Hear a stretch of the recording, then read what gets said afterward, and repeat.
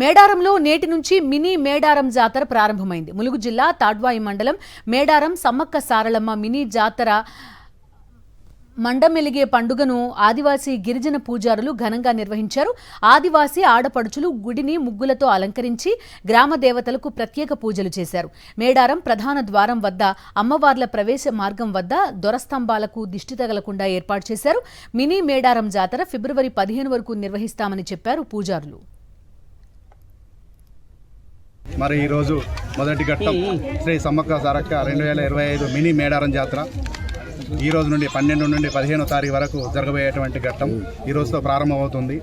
మొదటగా ఈరోజు మండమెలిగే పండుగ అంటే మా గ్రామ దేవత అయినటువంటి పూజా మందిరంలో శుభ్రపరిచి ఆడపడుచులతో ముగ్గులు వేసిన అనంతరం మేడారం పులిమేరలైనటువంటి ధ్వజస్తంభాలతో కట్టడి జరుగుతుంది. మరి సాయంత్రం ప్రత్యేక పూజలు నిర్వహించి శ్రీ సమ్మక్క పూజా మందిరం నుండి గద్దెలపై వచ్చేటువంటి సందర్భాన్ని చూస్తారు.